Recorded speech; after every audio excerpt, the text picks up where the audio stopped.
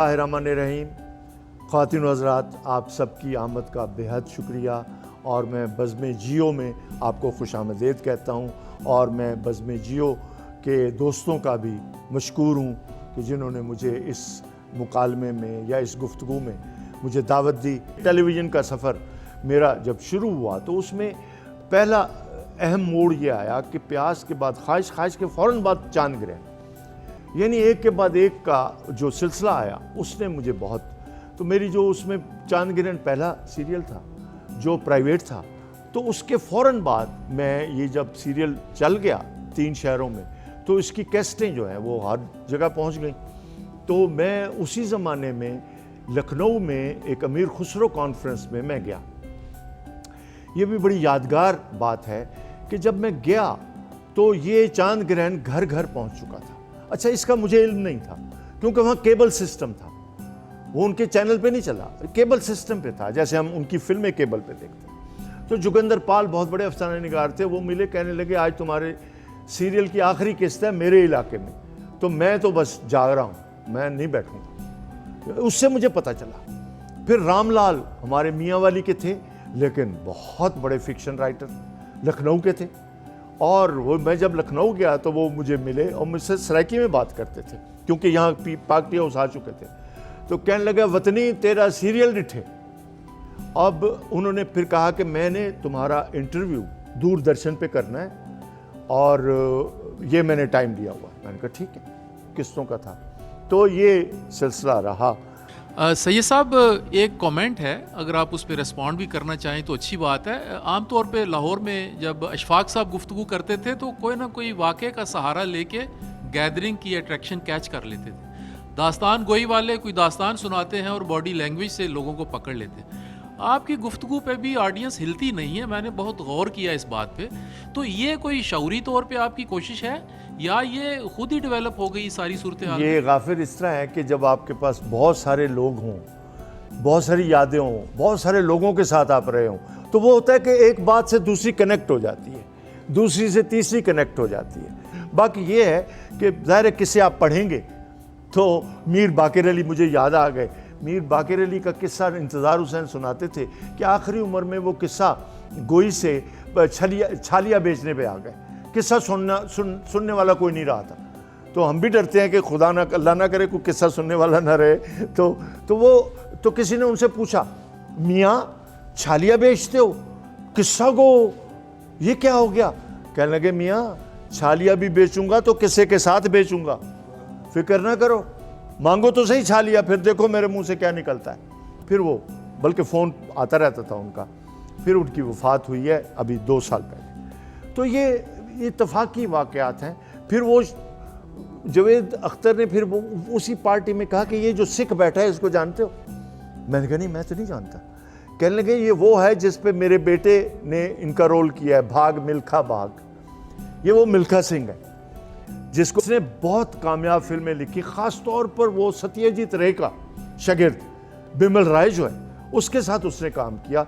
शतरंज के खिलाड़ी के डायलॉग जावेद सिद्दीकी ने लिखे पहली दफ़ा। फिर जावेद सिद्दीकी ने उमराव जान अदा में भी मुजफ्फर अली, अब मुजफ्फर अली अगेन से मेरी बड़ी मुलाकातें लखनऊ में भी और उससे बड़ी दोस्ती हो गई, पता भी है। तो इसलिए उसमें कोई इसी घबराने वाली बात नहीं है। हमारे उनसे बड़े अच्छी अभी भी हैं, अभी भी मिलते हैं वो। तो हमारे तो घरेलू टर्म्स भी हो गए। बाकी जो बात आप पूछ रहे हैं वो भी हुई होगी। हाँ गाफिर, तुम कुछ पूछ रहे थे। जी, आप खाने का जिक्र कर रहे थे तो आप अक्सर सुनाते होते हैं अशफाक साहब के बहुत कबाब खाए आपने, बानो आपा के हाथों के बने हुए खाने खाए, तो उसका भी जिक्र होना चाहिए। यार बहुत अच्छा याद कराया गाफिर शहजाद, वाह वाह, मज़ा आ गया। अशफाक साहब से तो कुर्बत इतनी थी और उनका एक जुमला नहीं बोलता। कहने लगे वो बात सुने, इधर आ, और कंडे ऐसी चुने तो फल तू खा रहे हैं। मकसद ये था कि जब प्राइवेट प्रोडक्शन आई है तो हम तो घर बैठ गए, तो प्राइवेट प्रोडक्शन में जो पैसा था वो तो तुम्हें मिल रहा है। तो यानी हमने इस फील्ड में मुश्किल वक्त गुजारा है, जब अच्छा वक्त आया तो वो तुम्हें मिल गया। तो बात ये उनकी एक लिहाज से ठीक भी थी। तो उनके यहाँ हम बड़ी महफिलें थीं। जो सबसे पहले तो किश्वर नाहिद के घर एक शाम थी تو ہم نے کباب بھی بنانے تھے اور تکے بھی بنانے تھے. تو مجھے بٹھا دیا کہ تو انگیٹھی سے بیٹھ. میں انگیٹھی پہ بیٹھ گیا اور پنکھا لے کے. اب یہ میری ڈیوٹی تھی. اب اشفاق صاحب لگاتے جا رہے ہیں اور اترتے جا رہے ہیں اور سب محفل گرم ہے. اس میں منو بھائی بھی ہے, جاوید شاہین بھی ہے, یوسف کامران بھی ہے, بہت سارے, اور انتظار بھی ہے. بلکہ قرۃ العین حیدر کو میں نے پہلی دفعہ کشور نہیدی کے گھر دیکھا. تو بہرحال وہ پھر ایک بڑا اچھا. پھر اشفاق صاحب کے گھر جو محفلیں ہوتی تھیں اس میں بھی وہ خود لگاتے تھے کباب اور تکے. تو ان کے گھر کے پیچھے وہ جگہ بنی ہوئی تھی, اس میں ہم جا کے بیٹھ جاتے تھے. اس میں تو میں باقاعدہ قیمہ بھی بنواتا تھا ان کے ساتھ. تو یہ ایک ان سے پھر ان کی کوئی گھر کی محفل ایسی نہیں کہ جس میں نہ گیا ہوں. اور اس میں ایک واقعہ پھر آتا ہے, اور وہ اس واقعے پہ میں آنا تھا. خط وہ لکھتے تھے کارڈ. اس پہ تھا کہ اصغر, مجھے صرف اصغر لکھتے تھے. ممتاز مفتی بھی مجھے اصغر ہی لکھتے تھے, ان کے بھی بہت سارے خطوط ہیں. اصغر, رات تمہاری آپا نے خواب دیکھا ہے اور وہ خواب میں پھر سو نہیں سکی. انہوں نے دیکھا ہے کہ تم اور تمہاری بیوی فرزانہ بہت بے چین ہیں اور کچھ اچھا نہیں لگا, کچھ ہونے والا ہے, تو تم کچھ خیرات کر. خیر وہ ہم نے کی, لیکن اس کے سال بعد فرزانہ کی وفات ہو گئی. پوچھو کچھ. سر آپ نے 50 سے زائد ڈرامے لکھے ہیں, تو کون سا ایسا ڈرامہ تھا جس کو لکھتے ہوئے آپ کو لگا کہ اس کو لکھنا مشکل کام ہے باقیوں کی نسبت, اور ایسا کون سا ڈرامہ تھا جس کو آپ نے مطلب لکھتے ہوئے آپ کو لگا کہ یہ کوئی اتنا مشکل نہیں ہے, بس لکھ دیا آپ نے, تو کون سا وہ ڈرامہ ہاں, تھا؟ اس پہ یہ تھوڑی جو روشنی آپ ڈالیں. ذکر کر رہی ہیں یہ 50 سیریل ہیں میرے, جو بہت لمبا ایک دور ہے. اس میں ایک بلوچستان میں نے سیریل کیا تھا جو جیو کی اسپیشل پروڈکشن تھا. اس کا نام تھا تم ہو کے چپ. یہ بہت چیلنجنگ میرا سیریل تھا اور اس پہ کچھ لوگ ناراض بھی ہوئے, لیکن چونکہ اس کی ریسرچ ایک بلوچ رائٹر کی تھی اس وجہ سے اس کا نام آتا تھا, تو اس وجہ سے میں نے جواب دیا. میں بتا دیتا ہوں اس میں کیا تھا. اس میں نے جواب دیا کہ دیکھیں یہ سب ریسرچ ہے, میری طرف سے نہیں ہے. اس میں یہ تھا کہ بعض سیکشن آف سوسائٹیز, یہ پلے میں دکھایا گیا, کہ جو اپنی خواتین کو رائٹس نہیں دیتے. سندھ میں بھی ایسا ہے, آج بھی ایسا ہے. قرآن کے ساتھ شادی ہو جاتی ہے. نور الہدیٰ شاہ نے اس پہ لکھا, سب لکھتے ہیں, یہ کوئی ایسی چیز نہیں ہے.